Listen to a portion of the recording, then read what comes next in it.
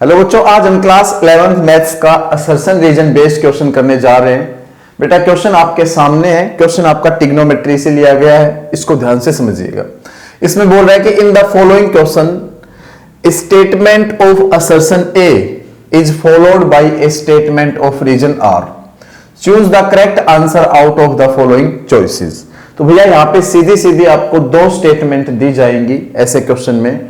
एक स्टेटमेंट आपकी असर्शन होगी जिसको ए से डिनोट किया जाएगा, और बेटा एक आपकी स्टेटमेंट जो होगी वो रीजन होगी जिसको हम आर से डिनोट करेंगे।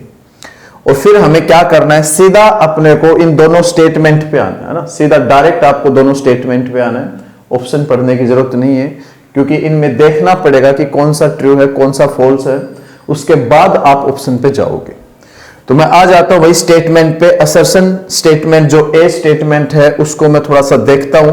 इसमें बोल रहा है कि an angle of 11/7 is equivalent to 90 degree. बोल रहा है कि जो 11/7 एंगल है ना, वो ये कह रहा है कि 90 डिग्री के इक्विवेलेंट है। तो भैया इसको चेक करते हैं, है भी या नहीं, है भी या नहीं।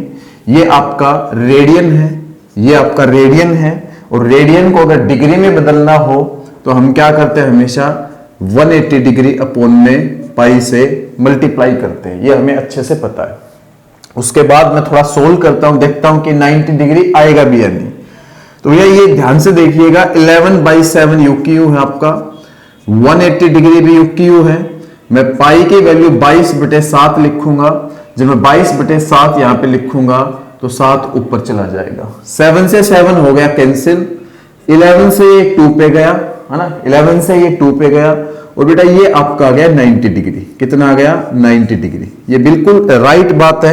ये जो स्टेटमेंट असर्शन जो स्टेटमेंट है बेटा, ये बिल्कुल राइट है एकदम, क्योंकि 11/7 आपका 90 डिग्री के इक्विवेलेंट ही होगा, 90 डिग्री के इक्विवेलेंट होगा। तो ये स्टेटमेंट ट्रू है आपकी, ये स्टेटमेंट आपकी ट्रू है।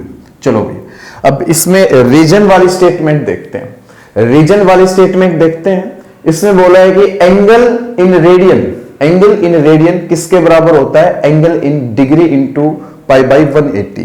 ये तो ऑलवेज आपका ट्रू होगा, है ना। बोलता है कि एंगल इन रेडियन, वही चीज तो लगाई ऊपर मैंने, जो एंगल इन रेडियन है वो किसके इक्वल होता है, एंगल इन डिग्री इंटू π/180, π/180। ये बिल्कुल राइट बात है ना, ये आपको पता होना चाहिए। एंगल इन रेडियन किसके बराबर होता है, रेडियन में जब एंगल होता है ना, रेडियन में जब एंगल होता है तो हम उसको क्या लिखते हैं, क्या लिखते हैं, एंगल इन डिग्री इंटू π/180। तो ये स्टेटमेंट भी आपकी ट्रू है, ये स्टेटमेंट भी आपकी ट्रू है। अब आपको ये ट्रू फॉल्स चेक करके फिर आपको ऑप्शंस की तरफ जाना है।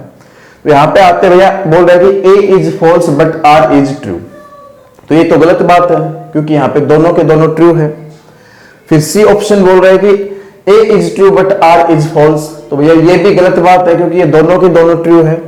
बी ऑप्शन पे आते कह रहे हैं कि both A and R true but R is not the correct explanation of A. तो ये गलत बात है, क्योंकि आर तो क्या है, करेक्ट एक्सप्लेनेशन है ए की। तो यहां पे ए ऑप्शन करेक्ट होता है, क्योंकि ए बचा। इसमें बोल रहा है कि both A and R true and R is the correct explanation of A. R जो है वो आपकी करेक्ट एक्सप्लेनेशन ऑफ ए की है। तो यहाँ पे ऑप्शन ए बिल्कुल सही होता है बेटा, ऑप्शन ए बिल्कुल सही होता है।